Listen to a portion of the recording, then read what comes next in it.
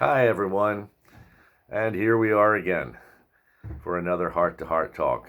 Thanks for stopping by and joining me today. And I hope and pray that what I have to share will be a blessing to you in your spiritual walk with the Lord. Hope you're doing well and hope things are going good for you and your family, your loved ones. These are challenging days that we are living in, but the Lord's with us. And the story that I want to tell today comes from the book of Acts, chapter 27. And, the Apostle Paul lived in some pretty treacherous days and had some pretty wild experiences, but the Lord was with him too. And so in Acts 27, we have one of the great adventures of the apostle. As a prisoner of Rome, he was being transported via ship, and he warned them before they set sail that he didn't think it was a good time for them to take off in the direction that they were going, but they didn't listen to him. After all, he was just a prisoner. And about halfway to their destination, a great storm comes up, and they're all fearing for their lives, except for Paul. Here's what he says. This is Acts 27, starting at verse 21. Men, you should have taken my advice not to sail from Crete. Then you would have spared yourselves this damage and loss. Well, I guess Paul was a little bit of a I told you so person. Anyway, he goes on, but now he says, I urge you to keep up your courage because not one of you will be lost. Only the ship will be destroyed.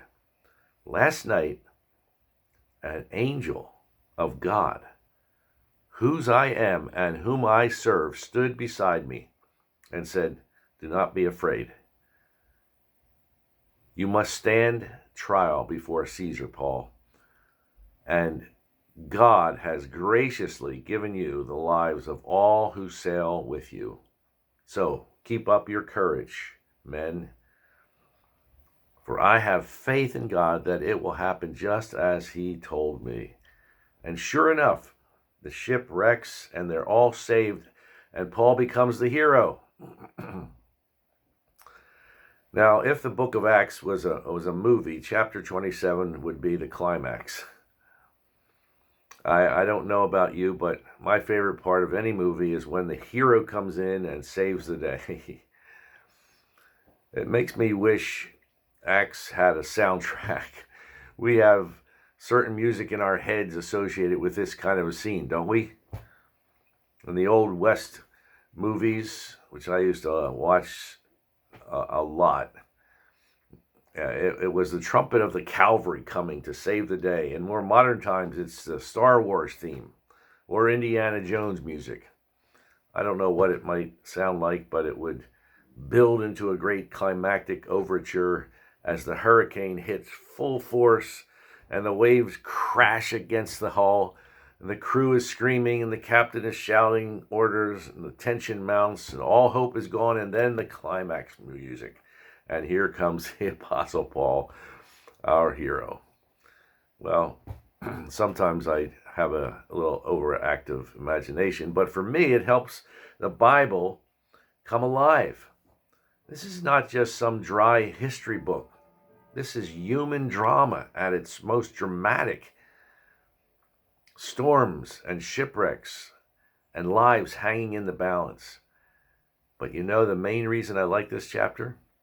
Because it's not just about how God dealt with a bunch of guys on a ship 2,000 years ago.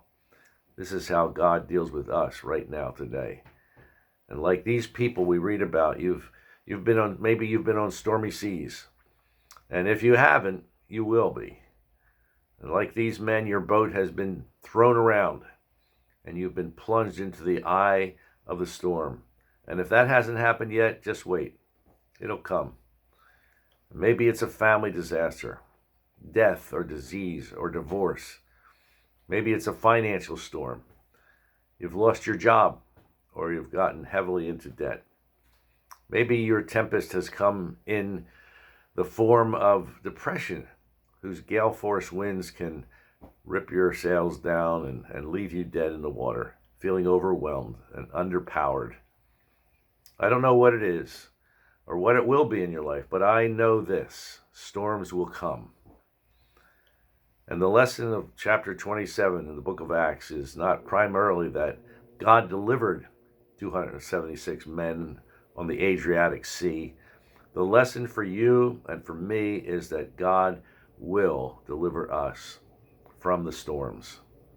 No matter how great they might be, He will deliver us from the storms of life. Yes, there will be storms, but God has promised to always bring us through. So look to Him today and hang in there. God will fulfill His promises to you. Thanks for joining me today, and Lord willing, we will be back tomorrow and next Sunday, February 21st. I had to think about that for a moment. I'll be continuing the series on 7 wonders of the spiritual world. So either tune in online at ncfirstassembly.com, or you can just get it through YouTube. So God bless. Have a great day. Lord willing, we will see you tomorrow. Bye-bye.